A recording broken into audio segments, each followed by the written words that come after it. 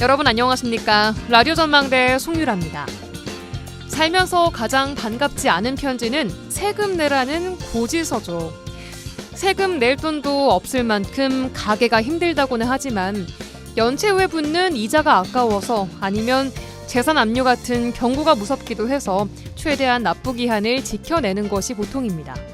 하지만 보통 사람과는 다른 간 큰 사람들 명단이 발표됐는데요. 바로 세금 고액 상습 체납자들입니다. 이 사람들이 안 낸 세금이 무려 5천억 원이 넘는데요. 이 정도면 군 단위 한 해 예산 규모입니다. 전국에서 가장 세금이 많이 밀린 사람은 체납액이 무려 106억 원이었고요. 전남으로 좁히면 체납액이 1,000만 원 이상이고 1년 이상 밀린 고액 상습 체납자가 308명이나 됩니다. 지방세 법인 최고 체납자는 광양의 한 건설사로 세금이 3억 원이나 밀려 있습니다. 지방세 개인 최고 체납자는 순천 거주자인데 지방소득세 5억 원을 납부하지 않고 있습니다. 이런 고액 체납자 가운데는 부동산 등 재산 명의를 배우자에게 증여해 놓거나 위장 이혼을 하는 경우도 있고요. 고액의 렌트비를 내고 고가의 자동차를 타는 모렴치한 사례도 있다고 하는데요. 국세청도 만만치 않습니다. 가상자산까지 매각해서 세금으로 징수하고요. 심하면 법원 결정으로 유치장에 유치할 수도 있습니다. 세금으로 운영되는 모든 걸 누리면서도 꼼수 부리는 일은 이제 그만하셔야겠습니다. 오늘 라디오 전망대가 준비한 소식입니다. 지역 소식들 뉴스 브리핑 통해 들어보고요. 라전 법정 칭찬해주세요까지 이어집니다. 잠시 후에 뵙죠.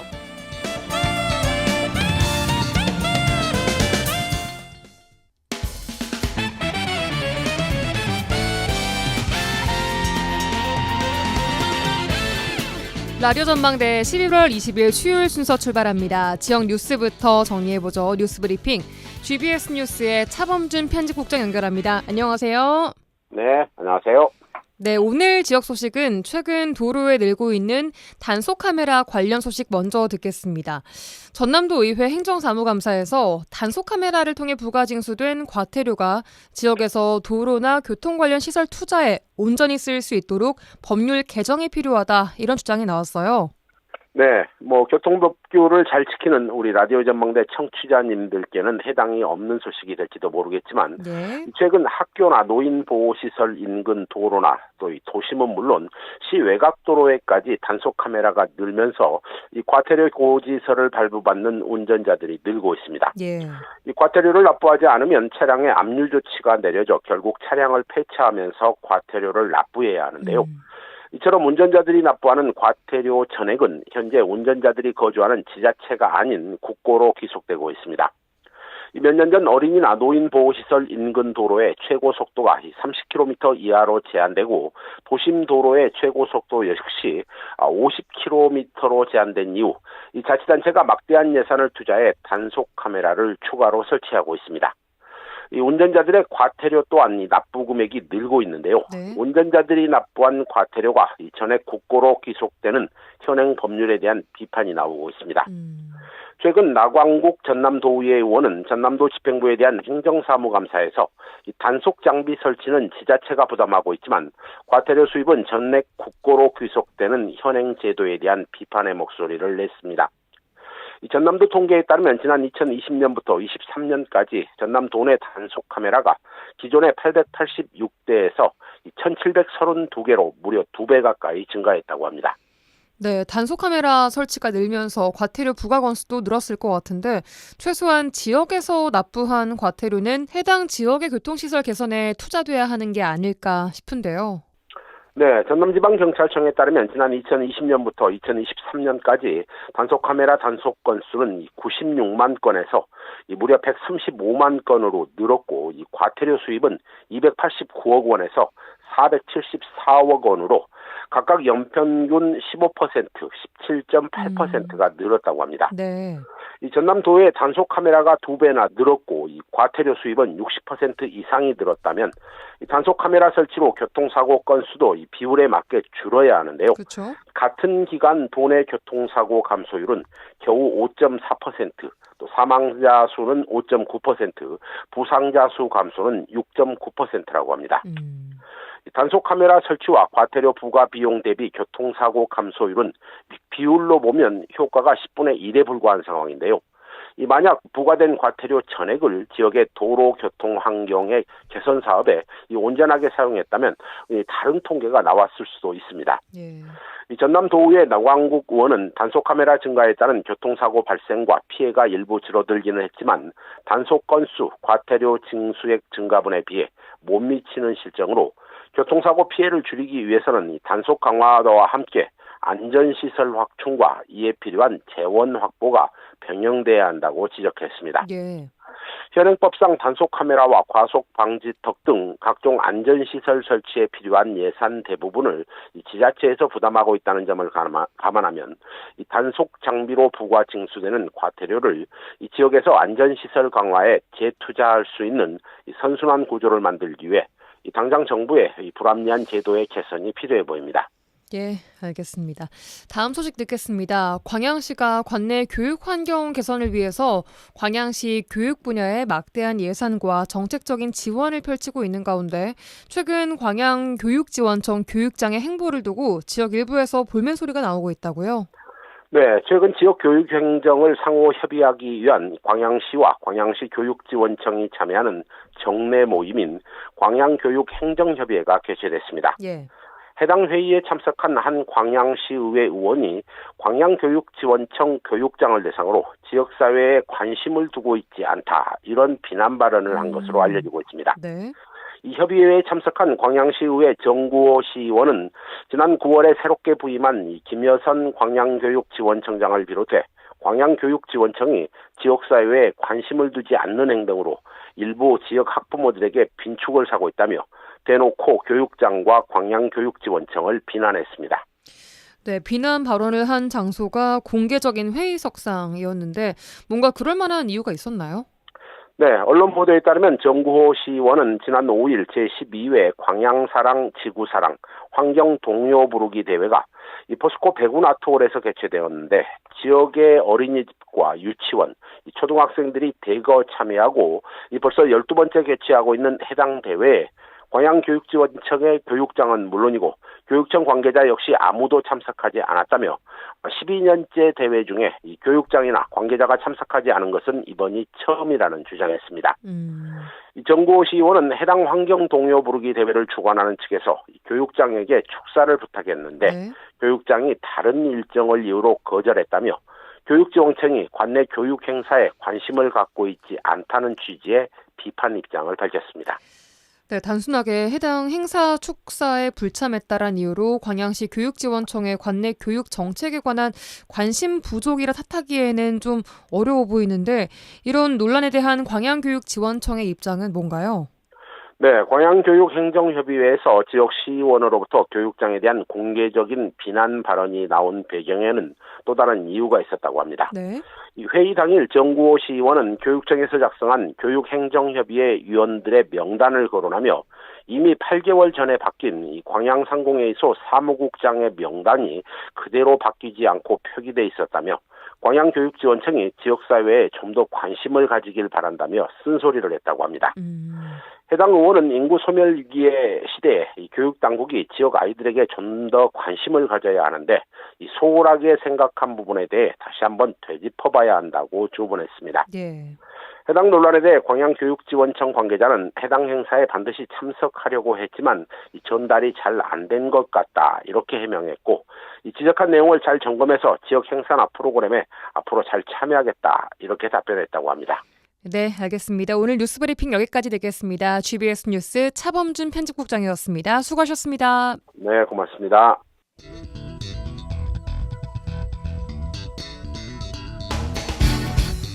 내 생각만 옳은 것은 아니다. 이런 주장도 있다. 이슈를 바라보는 눈을 키워드립니다. 라디오 전망대 라전 법정 시간입니다. 오늘도 두 분과 함께합니다. 부부 변호사 송하진, 이결아 변호사 두 분과 함께합니다. 안녕하세요. 네, 안녕하세요. 네, 한 주간 또 잘 보내셨나요? 그러게요. 또 한 주가 흘렀네요. 한 주가 금방금방 가지 네, 않나요, 진짜? 맞아요. 그냥 삽시간에 흘러가는 것 같아요. 그냥 눈 깜짝하면 일주일 지나가 있고. 예. 네, 뭐 큰일, 뭐 큰 별일 없는 그런 일상이었고, 그게 별일 제일 좋죠. 별일 예. 없이 산다. 예, 뭐 그런 거라고나 할까요? 근데 주말까지 날씨가 좀 많이 따뜻해서 추워지기 전에 마지막으로 지금 캠핑 한번 갔다 왔고요. 오. 아무래도 이제 추워지면 그 활동의 범위가 좀 제한되니까 마지막 불꽃을 태우고 왔습니다. 굉장히 피곤하네요. 불꽃까지요. 예. 주말은 좀 쉬어야 되는데 결론은 예, 또 그렇게 희생을 하고 결론은 왔습니다. 마지막 네. 가을 불꽃을 태우고 왔다. 네네. 좋습니다. 자, 바로 화제의 판결 들어가 보도록 하죠. 어떤 판결 가지고 오셨죠? 대한항공에서 이제 사내 성폭력이 있었는데 이 사건과 관련해서 이제 피해자가 그 가해자와 이 대한항공 회사를 상대로 손해배상 청구 소송을 했어요. 그래서 이게 무려 이제 4년 만에 대법원 판결로 이제 확정이 됐습니다. 이제 결론을 말씀드리면은 이제 대법원은 대한항공의 책임이 인정된다라고 하면서 이제 위자료를 이제 피해자에게 1,800만 원의 위자료를 지급하라고 이제 했던 원심이 뭐 정당하다라는 취지로 이제 선고를 했는데요. 네.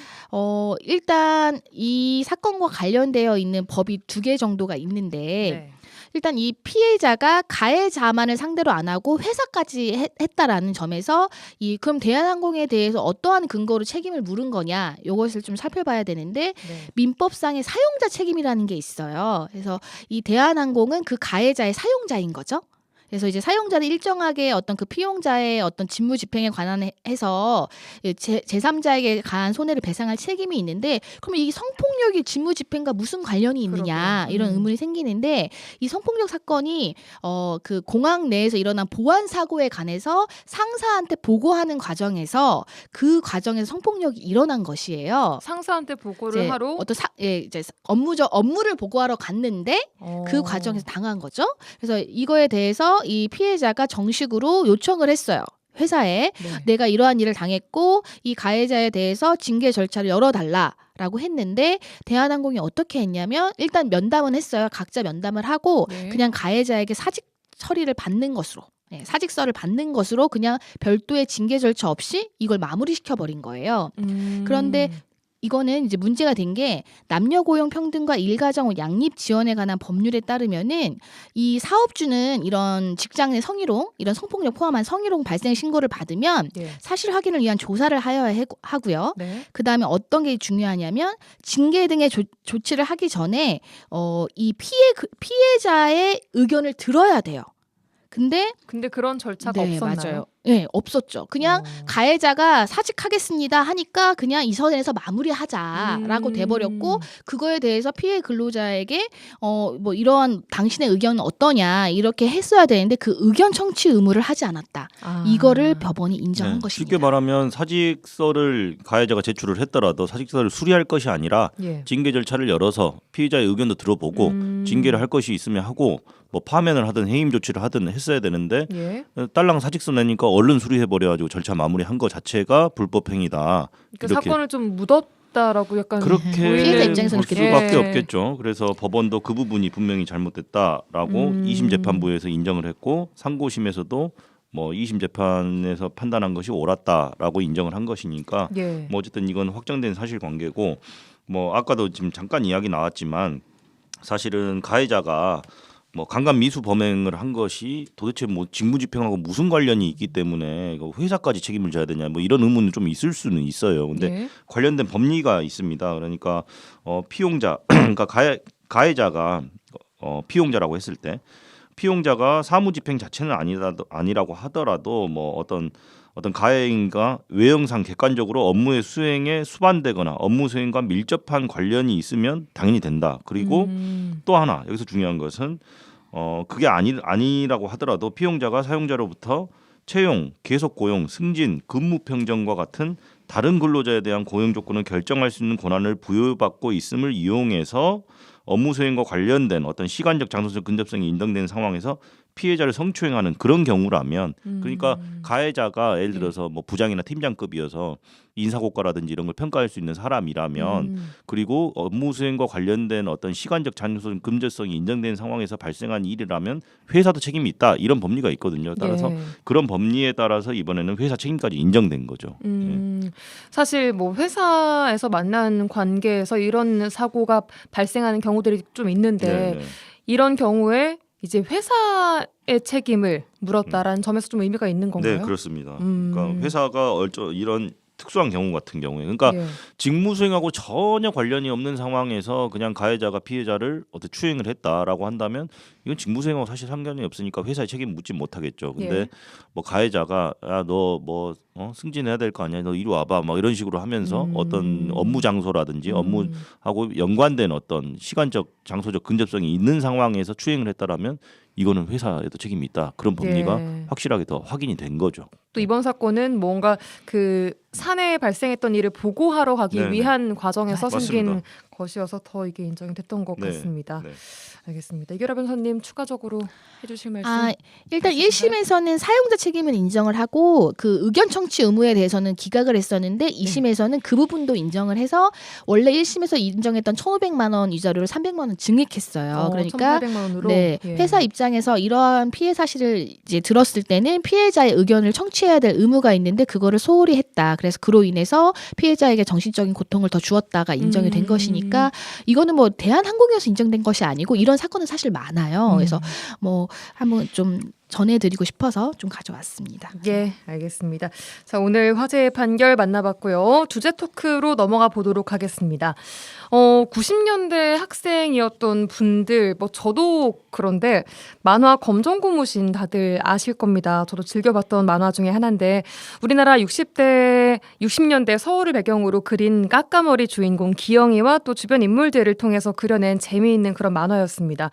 근데 이 작품을 그린 고 이우영 작가와 출판사 간의 저작권 분쟁이 일어나면서 작가가 스스로 생을 달리하는 비극도 벌어졌는데요.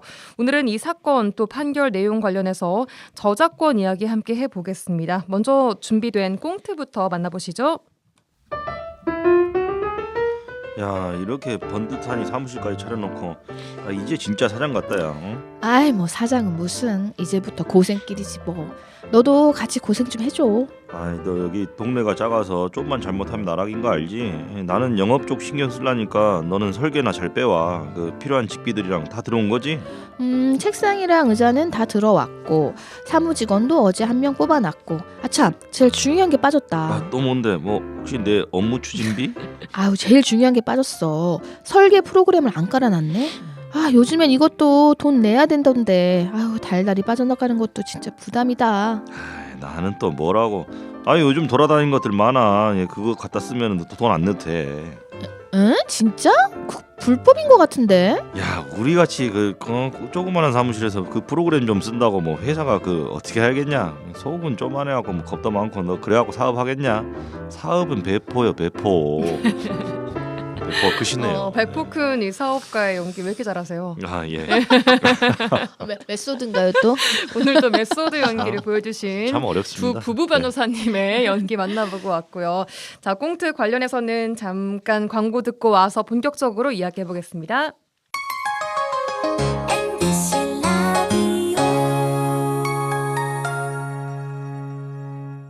라디오 전망대 수요일 코너 라전법정 시간 이어가겠습니다. 송하진, 이결아 두 분 변호사와 함께하고 있고요. 자, 오늘은 저작권 침해 관련된 주제로 이야기를 해보겠습니다. 우선 앞서 제가 설명 오프닝에서 해드렸던 만화 검정고무신의 작가 고 이우영 작가 소송 내용부터 살펴보자면 좋을 것 같은데 이 사건 어떤 내용입니까? 이 이제 검정고무신은 말씀하신 것처럼 그 1992년부터 2006년까지 그 소년 챔프에 연재된 고 이우영 작가의 작품인데요. 이건 이제 그 이후에 이제 만화 자체가 일단 사랑을 많이 받고 그 이후에 이제 TV 시리즈, 뭐 극장판, 애니메이션까지 이제 제작돼서 여전히 뭐 사랑을 받는 그런 이제 캐릭터가 됐는데 이 작가가 2007년 경에 이제 캐릭터 업체인 형설N과 저작권 계약을 맺었는데 이제 그 후 이제 좀 갈등이 깊어졌고 결국 2019년 이 형설N과 형설 출판사와 이제 저작권 관련 법적 분쟁에 들어가게 됩니다. 예. 이제 출판사 측 입장은 이거예요. 이제 이 작가와 맺은 계약서 상에 모든 창작 활동에 대해서 출판사의 동의를 받게 되어 있는데 이것을 작가 측에서 지키지 않았다 해서 한 2억 8천여만 원 상당의 손해배상 청구 소송을 먼저 제기를 했고 작가 측으로 네. 작가 측으로 예. 그리고 이제 이 작가 측은 이 출판사 측에 대해서 저작권 일부를 양도했는데도 불구하고 정당한 대가를 받지 못했고 계약 자체가 불공정한 계약이었다. 이제 무효에 해당하는 불공정 계약이었다라고 맞서면서 그리고 또 이제 저작권 앞으로 저작권 침해를 못하게 하는 반소를 제기했어요. 그래서 무려 1심 판결이 나오는데 4년여가 이제 걸렸고요. 예. 2023년 11월 9일에 1심 판결이 나왔습니다. 네. 근데 이제 판결이 나오기까지 시간도 오래 걸렸고 사실은 이제 이 작가님께서 2023년 3월에 이제 판결이 나오기 전에 극단적인 선택을 해서 그렇습니다. 굉장히 사회적으로 심적 고통이 엄청나죠. 이슈가 예. 됐었죠. 그래서 1심 판결 내용을 좀 설명을 드리자면 네. 우선은 형설엔 출판사가 이 작가와 유족을 상대로 제기한 손해배상 청구 소송, 그러니까 계약을 해놓고 왜 우리 동의 없이 우리 이 작가 너 마음대로 이렇게 저작권을 행사했느냐라는 부분에 대해서는 이 작가 측의 계약 위반과 저작권 침해인가 인정된다라고 판결을 해가지고 이 작가 측에서 7,400만 원을 배상하라고 판결을 했습니다. 업체 측, 출판사 네. 측으로. 그리고 이우영 작가가 제기한 반소 있잖아요. 그러니까 이 계약 자체가 무효이다. 무효다. 근데 이 부분에 대해서는 기존에 맺은 계약 자체가 처음부터 무효는 아니고 기존에 맺었던 계약이 해지가 됐다. 그래서 출판사 측은 향후에 캐릭터를 표시한 창작물이라든지 이에 대한 포장지, 포장용기 등에 대한 생산 판매를 해서는 안 된다. 이렇게 판결이 나온 거예요. 그럼 어떻게 보면은 양쪽 다 조금씩 손을 들어준 거고 양쪽 다 조금씩 진 거라고 볼 수 있겠죠. 그래서 예. 일단 1심 결론은 2023년 11월에 이렇게 나왔는데 네. 쌍방 모두 항소를 해서 지금도 항소심이 진행 중인 그런 상황입니다. 네, 그러니까 양쪽 다 각각 항소를 해서 지금 네, 진행 네. 중인 상황이고, 어쨌든 현재는 그럼 그 업체 대표는 공동 저작권자 등록된 것이 말소된 네, 맞아요. 그런 네. 상황이고요. 네. 실제로 이제 이 1심 판결도 이제 이 검정 고무신의 저작권은 이 작가한테 있다라고 본 거예요. 본 거고 이 판결이 있기 전에 이미 뭐 문체부에서도 그 출판사를 상대로 이거 금지하라고 그런 뭐 명령을 하기도 했고 네. 또 한국저작권위원회에도 이 검정 고무신의 저작권은 이 작가에게 있다라고 해서 이제 직권 말소를 했죠. 그렇죠. 네. 근데 이제 판결에서는 1심 판결에서는 이 작가에게 저작권이 있긴 있는데 이 작가하고 출판사와의 계약 관계가 유효했던 기간도 분명히 있었다. 그 기간 동안에 발생한 일에 대해서는 이 작가 측에 책임이 있다. 좀 이렇게 어떻게 보면 약간 반쪽짜리 같은 판결이 나온 거죠. 유족 측이 받아들이기에는 이건 아예 원천 무효인 계약인데 네네. 뭐 일부라도 인정된 부분에 대해서는 이제 다투겠다라는 음. 것이고 이제 출판사도 아마 이제 손해액이 많이 줄어들었잖아요. 본인들이 주장한 손해액보다는 이제 예. 그런 부분을 또 집중적으로 다투려고 하는 것으로 보입니다. 알겠습니다. 그런데 최근에는 유족들이 출판사를 상대로 저작권을 침해했다는 내용으로 고소장을 또 하나 냈습니다. 이건 다른 내용인가요? 자, 고소라는 거는 우리가 생각하는 이런 이제 뭐 1심 판결이 나온 건 민사예요. 네. 이제 이 고소는 이 사람이 형사적으로 처벌을 받아야 된다. 이런 그런 그래서 내가 형사적인 피해를 호소하는 거거든요. 예. 이제 이 작가 유족이 출판사를 상대로 저작권 침해로 고소한 건 이번이 처음이라고 합니다. 네. 그런데 이 사건은 이제 이 고소의 요지는 이 검정 고무신 그 내용이 아니고요. 앞서 말했던 그 판결의 그와 관련된 내용이 아니라 검정 고무신의 실수 특급이라는 이게 책이 있는데 이게 2001년에 발행된 이제 만화책이라고 해요. 네. 근데 여기에 메인 이 내용이 그 검정 고무신이 알고 있는 그 내용이 아니고 그 메인 캐릭터인 기영이와 함께 뭐 역사 속에서 실수로 만들어진 특별한 발명과 사건에 대한 이야기라고 합니다. 네. 그래서 이거에 대해서 형설 출판사가 또 공교롭게 같은 출판사죠.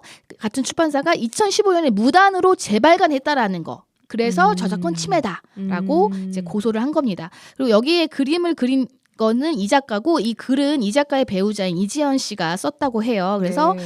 또 뭐 이 작가와 이 작가의 배우자인 이지연의 동의도 없었고 또 원 출판사 2001년에 이 책을 발행한 이 만화책을 발행한 원 출판사의 동의도 없이 그냥 형설 출판사가 마음대로 재발간을 해서 저작권 침해를 했다라는 사실로 앞서 말씀드린 그 1심 판결이 났다라는 그 사건과 별개로 이제 고소를 해서 처벌을 해달라고 한 것이죠. 네. 알겠습니다.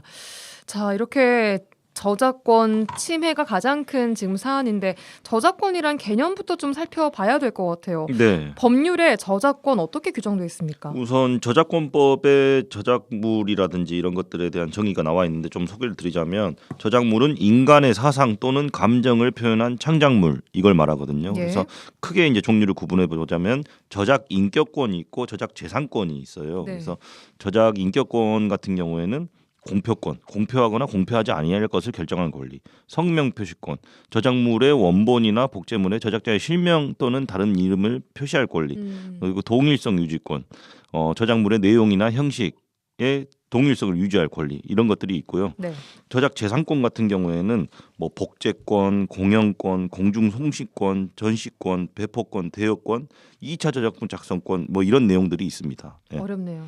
이렇게 말이 네. 좀 어렵죠. 예. 그러니까 저작물은 우리가 흔히 말하는 소설, 시, 뭐 논문, 음악 저작물, 뭐 연극 같은 연극 저작물, 해와 서예 그리고 건축물, 건축 저작물 그리고 와. 뭐 컴퓨터 프로그램도 다 아까 저작물에 꽁트에서 해당돼요. 나왔던, 네, 맞아요. 네. 이게 인간의 사상 또는 감정을 표현한 창작물이기 때문에 그거의 형태를 가리지 않아요. 예. 그래서 이거는 거의 진짜 대부분 범위가 네, 맞아요. 넓네요. 네, 그래서 이거를 아주 넓게 보호를 하는 것이고 예. 그거를 인격권 그리고 또 저작의 재산권이라고 해서 이렇게 크게 나누어서 보호를 하고 있습니다. 네. 요즘에는 뭐 매체나 SNS가 발달하면서 저작권 침해에 대한 사례들이 굉장히 많아지고 다양해지고 있다고요. 우리가 일상 속에서 뭐 이렇게 쉽게 하는 행위들이 따지고 보면 저작권 침해인 행위들이 있을 수 있거든요. 나도 모르게. 네, 일상 예. 속에서 이제 예를 들어서 이제 공유 사이트나 웹하드 등에서 자료를 주고받는 거. 예를 들어서 내 것도 아닌 저작물을 함부로 올려서 공유를 하는 거. 그거는 내가 저작자가 아니잖아요. 네. 그 저작권을 가지고 있는 사람이 아니에요. 그러니까 다른 사람의 자료를 그냥 공유 사이트나 웹하드에 올려서 그냥 내가 뭐 금전을 받지 않더라도 예, 어떤 뭐 영리를 목적으로 그러한 행위를 하지 예. 않더라도 이렇게 공유하는 것 자체가 그러니까 타인이 만든 저작물이라면 반드시 사전에 이용 허락을 받아야 됩니다. 네. 그리고 이제 컴퓨터 프로그램을 뭐 CD로 구워가지고 친구들에게 나눠주는 것도 마찬가지 맥락이고 네. 그다음에 이제 문제집이나 뭐 이런 참고서 등을 학습자로 스캔해가지고 학교 홈페이지에 올리는 거예요. 근데 이런 행위도 불법으로. 네, 내가 이거를 어떤 뭐 금전적인 이득을 취하려고 한 게 아니라 어떤 자료를 공유하려고 한 거 이런 목적이 중요하지 않습니다. 당연히 그 문제집이나 참고서를 만든 저작자의 동의 없이 한 행위는 당연히 문제가 될 수 있습니다. 왜냐하면 이걸 스캔해서 올린 거는 이제 복제권 같은 걸 침해한 것이 되는 거거든요. 예. 그러니까 이제 이런 부분도 문제가 되고 정품의 콘텐츠를 내가 구매를 했어요. 네. 그래서 그걸 공유를 해요. 그러니까 네. 정품 콘텐츠를 구매한 거는 저작권을 침해하지 않은 아주 올바른 행위죠. 그러니까 근데 프로그램 그거를 같은 것들. 네, 네. 근데 공유해 버려요. 그러면 거기서 문제가 생기는 거예요. 공유를 한다라는 것은 이거를 이제는 공중에 송신했다. 이런 거에 또 공중 송신권 이런 예. 게 또 침해 문제가 되는 거기 때문에 이제 이런 부분들 그다음에 이제 뭐 인기 드라마나 쇼프로 방송들을 캡처해서 인터넷에 올리는 거. 이것도 문제가 되는 거예요. 그리고 SNS에 제가 뭐 보통 개인이 올린 그런 글이나 혹은 뭐 창작물 이런 네. 것들도 마찬가지고요. 네, 그렇습니다. 그러니까 누군가가 내가 제작하지 않은, 내가 창작하지 않은 것을 무단으로 전제하거나 다른 데 배포하거나 이런 것도 저작권 침해 행위가 될 수가 있겠죠. 알겠습니다. 그럼 내 창작물을 누가 임의로 사용을 하고 있다는 걸 알게 됐을 때 대처 방법을 좀 알고 있어야 될 것 같거든요. 네, 일단 저작권법 관련된 이야기를 우리가 지금 계속 하고 있는데 저작권법에서 이런 행동들을 하면 안 된다라고 지금 규정을 하고 있잖아요. 네. 그래서 기본적으로 하면 안 되는 행동을 했다라면 위법 행위, 불법 행위지 않습니까? 예. 그래서 민사상 손해배상 청구의 영역으로 갈 수도 있고 네. 그리고 저작권법에 형사처벌 조항도 다 들어가 있어요. 그래서 저작권을 어떻게 침해했는지 그 행위 태양에 따라서 네. 그 처벌 수위가 좀 달라지긴 하는데 형사 고소도 할 수 있죠. 그래서 민사, 형사 절차 모두 다 할 수가 있습니다. 가능해요. 예. 그리고 앞서 말씀드린 그 검정고무신의 그 사건에서처럼 앞으로 이런 행위를 못하게 하는 청구도 가능하죠. 예, 지금까지 발생한 피해, 지금까지 내가 저작권이 침해돼서 발생한 피해에 대한 뭐 금전적인 손해, 뭐 정신적인 손해도 청구하고 앞으로도 이러한 행위를 못하도록 하는 그런 예. 청구도 가능하죠. 예, 알겠습니다. 그런데 뭔가 저작권 침해인가 이걸 알고 있으면서 당장 프로그램을 뭐 사용해야 한다거나 혹은 뭐 계속해서 사용을 해야 하는 경우가 있을 수도 있는데 법적인 분쟁에 앞서서 뭔가 노력해 볼 수 있는 단계라는 게 있을까요? 우선 다른 사람의 저작권을 침해한다는 걸 알면서도 프로그램을 계속 사용해야 되는 경우라고 한다면 네. 아니, 간단하죠. 돈 주고 사면 됩니다. 돈 주고 사세요. 그렇죠. 그렇네요. 아니 당연히 예. 누군가 그 노력을 들여가지고 만든 거를 또 쓰려면 돈 주고 사야죠. 음. 그리고 그게 아니라 정당한 대가를 예. 이제 법적인 어떤 분쟁이 일어날 것 같아요. 그런 상황이라면 어떤 분쟁의 알선이나 조정을 하는 그런 과정이 있습니다. 그러니까 한국저작권위원회의 저작권 관련 분쟁의 알선 조정 이런 절차가 있거든요. 예. 예. 그래서 알선이라는 건 뭐냐면 경험하고 지식이 풍부한 알선인은 1인이 어떤 조언을 해주는 거, 양 당사자의 입장을 듣고 이제 저작권을 침해당했다고 주장하는 사람, 그리고 이제 저작권을 침해한 것으로 지목된 사람 사이에서 이제 알선위원 1인이 다 듣고 조언도 해주고 타협을 권유를 해서 당사자 간의 화해를 유도하는 아주 간이한 분쟁 해결 제도가 알선이에요. 이거를 하는 것이 한국저작권위원회예요. 그 담당자가 있나요? 네, 이제 그 지정이 되는 거죠. 아, 위원으로. 그렇죠. 이제 이 사람은 이제 전문적인 식견이 있는 사람이 당사자 다 입장을 듣고 어떤 안을 제시를 해서 만약에 그게 이제 서로 좀 양보가 되면 끝나는 건데 예. 이제 그 이후에 이제 조정 제도는 좀 알선하고는 달리 이제 조정부가 이제 형성이 돼서 이제 소송으로 가기 전에 이것도 마찬가지로 예. 뭔가 어떤 조율할 수 있는 부분 만약에 이제 말씀하신 대로 앞으로도 계속 이런 프로그램을 사용해야 되는 사람 입장에서는 본인이 어느 정도 이거 문제가 된다라는 것도 인식도 하고 있었기 때문에 예. 근데 다만 비용이나 이런 부분이 굉장히 부담스럽다라고 한다면 그런 부분에서 손해를 어느 정도로 이제 좀 양보를 해서 하는 거죠. 이제 그런 거를 조정을 이제 중재를 한다고 보시면 돼요. 한국저작권위원회가. 그러니까 법적인 어떤 사법기관에 가서 싸움을 하기에 앞서서 어떤 예. 조정 절차를 한번 신청해 볼 수 있는 그런 제도들도 있다는 걸 좀 알고 계시면 좋을 것 같아요. 예, 알겠습니다. 또 최근에 노벨 문학상을 받은 한강 작가의 작품이 교과서에 실려 왔었는데 저작권료를 20년 동안 받지 못했다라는 얘기도 있더라고요. 자, 이 저작권료라는 용어가 저작권법 자체에 나오진 않고 보상금이라는 용어로 나옵니다. 예. 우리가 그러면은 교과서에 나오는 뭐 거기에 인용되는 모든 저작물에 대해서 이제 뭐 보상금을 주게 돼 있어요. 원칙적으로. 예. 그래서 이제 이 보상금의 지급 의무가 저작권법에 돼 있습니다. 저작물을 이제 공표된 저작물을 이용하려는 자는 이제 문체부 장관이 정하여 고시한 기준에 그 보상금 기준이 정해져 있거든요. 예. 근데 이게 뭐 엄청나게 큰 크진 금액은 않지만 아니에요. 그래도 네. 예. 그렇죠. 근데 이제 보상금의 종류는 교과용 도서에 뭐 인용됐을 경우에 지급되는 보상금, 아니면 수업 목적으로 인용된 그 이제 경우에 보상금, 아니면 수업을 지원하려는 목적으로 인용된 거, 아니면 도서관 등에서 그거를 뭐 복제하고 뭐 이렇게 해서 쓰는 그런 보상금. 예. 근데 이제 여기에 맹점이 뭐냐면 이게 뭐 내가 이제 저작권자예요. 근데 내 어떤 글이 교과서에 실렸어요. 그러면 예. 내가 그 출판사에 뭐 직접적으로 내 글을 실었으니까 보상금 주세요. 이런 절차로 이루어지는 것이 아니라 예. 한국문화예술저작권협회라는 사단 법인이 문체부로부터 지정을 받았어요. 너희가 이 업무를 한다. 너희가 이런 보상금을 수령해서 예. 해당 저작권자에게 지급을 하도록. 그러니까 유일한 기관인 거예요. 그러다 보니까 그런데 법에서는 한국문학예술저작권협회가 뭐 그 해당 저작권자에게 받아가세요라고 고지할 것까지는 아니 공고를 그래요. 하거든요. 예, 일정한 기간 공고를 합니다.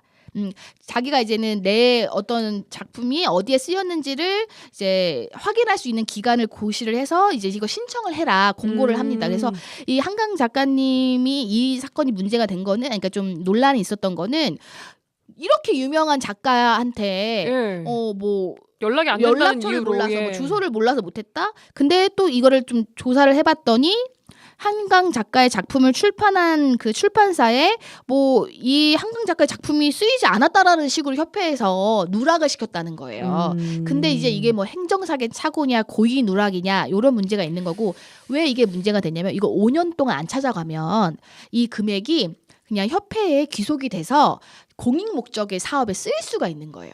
그럼 이제 작가한테 안 가고요. 네, 그럼 협회 차원에서는 적극적으로 알겠습니다. 찾아가세요 하려는 유인이 예. 좀 우리가 생각했을 때 좀 아, 적어지는 그러게요. 거죠. 그러다 보니까 뭐 협회 차에서 안 주려고 한 거 이렇다기보다는 좀 그런 부분에서 이 부분은 또 네.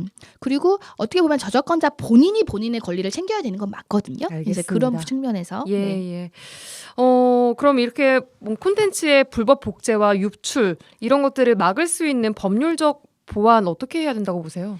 법률적인 보완은 사실은 저작권법에 구체적으로 세부적인 규정들이 다 있어요. 그런데 알게 모르게 뭐 저기 소규모 사무실이라든지 우리 공투 사안에 나온 것처럼 아니면 이제 학생들이 소소하게 저지르는 일들이다 보니까 이게 문제가 안 돼서 지금 사실은 조용히 넘어가는 일도 많은데 이거 사실은 하나하나 FM대로 다 이잡듯이 잡으면 엄청나게 문제가 많아질 거예요. 그래요. 그 사회가 마비될 정도로. 그러니까 어. 조금 사람들이 기본적으로 어떤 뭐 학생이 됐든 그것이 회사원이 됐든 이제 기본적으로 이제 이걸 어떤 것들을 이용하는 사람들이 아이디어나 어떤 개념 추상적인 그런 것 자체는 저작권으로 보호되지 않지만 이런 것들이 표현된 어떤 구체적인 창작물은 보호된다라는 개념 자체를 이해를 하셔야 되고 그러니까 늘 문제를 삼고 나서 문제화가 되고 나서 대부분 놀라가지고 이렇게 문의하시는 분들이 많아요. 그러니까 네. 예를 들어서 학생들 중에는 그 교재를 무단으로 이렇게 스캔을 해가지고 공유를 하다가 그러니까 나중에 많잖아요, 출판사로부터 뭐 연락을 받는다든지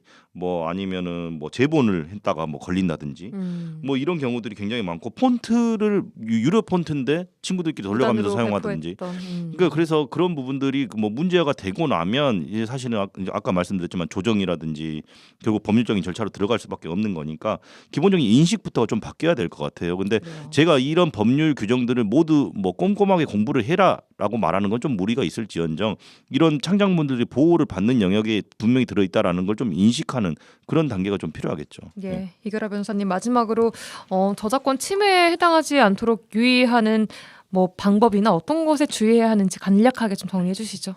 네, 이제 뭐 방금 송 변호사 말씀하신 것처럼 저작권이라는 게 뭐 아주 단순해 보이는 거여도 그게 다른 사람의 사상이나 감정을 이제 표현한 창작물에 해당한다면 이거는 보호 대상이고 상당히 넓은 범위의 것들이 다 보호 대상에 들어가기 때문에 그냥 우리가 무심코 하는 행위가 저작권 침해 행위가 될 수 있고 그것이 이제 다른 사람에게는 정신적인 고통을 주는 행위가 될 수 있다라는 거. 그리고 뭐 이게 이제 만약에 몰랐다가 알게 되면 그때는 정말 면피를 할 수가 없거든요. 그동안은 그래도 몰랐다라고 하는 게 어느 정도 받아들일 수 있지만 어느 순간 이거는 내 겁니다라고 이미 내가 고지를 받았는데도 행위를 반복하면 안 되겠죠. 알겠습니다. 자, 오늘 저작권 침해에 대한 이야기 두 분 부부 변호사 송하진, 이결아 변호사와 함께 해봤습니다. 두 분 고맙습니다. 네, 감사합니다. 잘했군 잘했어 잘했군 잘했군 잘했어 그러게 내 영감이라지 잘했군 잘했어 잘했군 잘했군 잘했어 지역의 온기를 불어넣습니다. 라디오 전망대 칭찬 릴레이 칭찬해주세요 시간입니다. 이미지 리포터와 함께합니다. 어서 오세요. 네, 안녕하십니까? 자, 나와 내 이웃을 위해서 내가 가진 재능을 기부하는 것 정말 알차고 보람된 일일 텐데요. 자, 오늘은 마을 구석구석을 아름답게 물들이고 있는 재능 기부자를 만나고 오셨다고요? 네, 여수시 여천동 내동마을에 들어서면요, 이 담장 한가득 피어있는 해바라기 벽화를 만날 수 있습니다. 이 골목 구석구석마다 저마다 아름다운 사연과 이야기가 담긴 벽화들이 그려져 있는데요. 예. 이 벽화마을은 내동마을로 이사를 온 김용미 작가가 2021년 마을 사람들과 친분을 쌓기 위해 그린 작은 벽화에 시작됐습니다. 재능 기부로 마을 전체가 행복해져서 즐겁다는 김용미 작가를 만나보시죠. 네, 저는 내동마을에 살고 있는 57세 주부이자 작가인 김용미라고 합니다. 제가 여기 이사 올 때가 코로나 기간이었거든요. 그래서 코로나 기간 때 사람들을 저희 집에 초대할 수가 없잖아요. 그래서 직접 내가 밖에 야외에서 나가가지고 주민들을 만날 수 있는 방법은 내가 할 수 있는 일을 최대한 극대화시켜서 관심을 끌게 해서 뵙고 인사하는 게 낫겠다 싶어가지고 초입부에다 그림을 그리려고 했어요. 네, 근데 이제 제 맘대로는 못 그리잖아요. 남의 벽인데. 그래서 통장님께 말씀을 드렸어요. 이리 해서 제가 이렇게 좀 벽화를 그려드리고 싶다 했더니 흔쾌히 허락하셔가지고 이제 시작한 거예요. 근데 시작하고 있는데 이제 동에서 보시고 그림 그리는 게 보였나 봐요. 그래서 보시고는 이거 정말 좋은 생각이신데 저희 동과 같이 좀 합력해서 동에서 재료비를 좀 대드릴 테니까 재능 기부를 하셔서 마을에 좀 더 그리고 싶은 부분 좀 더 그려주십시오 이러셨어요. 예전 속담에도 내 것을 먼저 줘야지 남의 것을 받을 수 있다 하잖아요. 제 정을 드리고 그분들의 정을 받는 거죠. 예, 그런 거 하고 싶었어요. 다 오래된 시골집들이고 이렇게 가꿔진 벽이 아니었을 텐데요. 아, 진짜 벽들이 진짜 오래됐다. 60년, 50년이 돼도 이건 벽 한 번도 칠해보지 않은 벽들이었어요. 그래서 이 벽을 칠할 때는 먼저 기본 작업이 필요하거든요. 그래서 통장님하고 얘기해서 주민들이랑 같이 벽 청소를 했어요. 본인들의 짐 담벼락은 본인들이 막 수세미 가져오셔가지고 오래된 이끼 뭐 이런 거 다 이렇게 제거하시고 막 그러셨어요. 처음 벽 그려놓은 거 보시고 다 좋아하셨어요. 그래서 너도 나도 할 것 없이 우리 벽도 해줘, 우리 벽도 해도 이렇게 하시다 보니까 이제 청소도 하시고. 초입부는 뭔가 좀 반겨주는 느낌이 들어야 되겠다. 노란색을 좀 많이 쓰고 화사한 느낌이 들려면 해바라기가 좋겠다. 안녕하세요 해바라기. 거기서부터 시작해가지고 또 맞은편 벽은 차가 들어오면은 너무 벽이잖아요. 그래서 넓게 확 시야를 터줘야 되겠다 싶어서 바다를 그렸어요. 그리고 이제 들어오면 옆에 좀 시베리안 허스키하고 당나귀랑 돼지가 있잖아요. 그 집 주인께서 시베리안 허스키를 길렀어요. 그래서 거기에다가 좀 그려드리고 또 장구 치는 걸 좋아하셔서 장구도 좀 그려달라 하셔가지고 장구 치는 거 그리고 이렇게 하고 그 옆에는 또 능소화 집은 능소화가 직접 피는 곳이에요. 담벼락이 흐트러지게 피는데 거기다 능소화하고 그 이제 조금 이렇게 어린아이 2명을 그렸어요. 근데 나도 이제 생각도 없이 그냥 예쁘겠다, 어울리겠다 하고 그렸는데 주인께서 보시더니 어머 우리 손녀들하고 똑같다. 그래가지고 이제 손녀들한테 그거 사진을 이제 보내니까 그 손녀들이 지금 전주에 살거든요. 평일날 그거 보겠다고 내려왔어요. 서로 이제 생각들을 알아야 되니까 무턱대고 이게 벽을 주신다고 해서 내 맘대로 그리면 그것도 아니잖아요. 싫어하시는 부분도 있을 것 같아서 여쭤보고 이런 걸 그리면 어떻겠어요? 하니까 좋아요 하면서 그렇게 된 거죠. 이번에 그린 마지막 그림이 그 전래동화 위주로 그렸어요. 골목골목 작은 골목들을 한 장으로 표현한 게 아니고 여러 장으로 한 이야기를 그렸는데 그게 너무 좋았어요. 왜냐하면 우리 동네에 이제 처음 그림 그렸을 때 어린아이들이 유치원에서 와가지고 사진 찍고 막 이러더라고요. 홍보도 하지 않았어요. 근데 유치원 선생님들이 왔다 갔다 하시다가 보셨나 봐요. 그래서 아이들 데리고 와서 막 제잘제잘 얘기하는 거, 웃는 소리, 이거를 어르신들이 너무 좋아하세요. 여기가 낙후되고 어르신들만 계시다 보니까 어린아이 손자들도 있긴 하지만 멀리 떨어져 있잖아요. 근데 이렇게 가까이서 자주 오니까 너무 좋으신 거예요. 네, 그래서 그런 모습들이 보기 좋아서 아이들에게 맞는 어떤 눈높이의 그림을 한번 그려놓으면 좋겠다 싶어가지고 전래동화를 그렸거든요. 예, 너무 좋아요.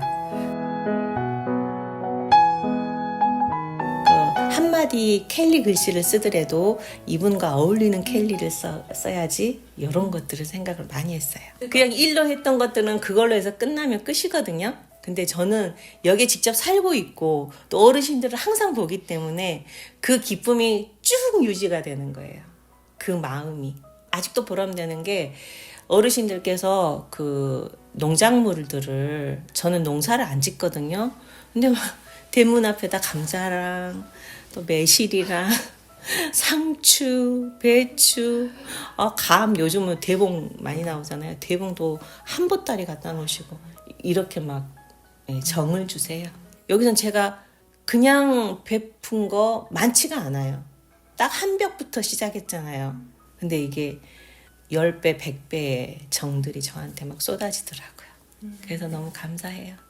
물질적인 것들은 이제 농작물이지만 정신적인 부분들은 저의 가까이 계시지 않는 부모님 또 이웃사촌 친척분들 그런 느낌이에요. 형제간의 느낌. 우리는 정말 계속해서 이렇게 물질적으로만 따지다 보니까 자기 이득만 생각하시지만 근데 이런 작은 봉사 같은 것들이 나에게 돌아오는 것은 곱배로 많다라는 거. 벽화를 시작할 때 날씨가 늦은 봄에서 초가을까지 했어요. 그러니까 여름 한동안 계속 그림을 그리거든요. 그래서 마을 주민들은 참 걱정을 많이 해주시는데 근데 그렇게 흘리는 땀들이 저는 너무 좋아요. 내 나름대로의 그 정신 컨트롤? 뭐 이런 거예요. 돌을 닦는다 그러잖아요. 저에겐 좋은 시간이었어요. 벽화 그려놓으면 이야기거리가 되니까 주민들도 이제 가시면서 또 얘기도 하시고 이렇게 거리가 되더라고요. 그 재능 기부라는 게 남 주는 거라고 하잖아요. 저는 이제 이 생각도 해봤어요. 제 가정이 그냥 뭐 보수를 받고 생겨난 가정이 아니잖아요. 가정이란 단위가 여기 제가 같이 살고 있는 주민들도 마찬가지 제 가족이라고 생각해요. 재능을 뺏긴 게 아니고 거저준 게 아니고 그냥 내 가족으로서 할 도리를 했다 이 생각.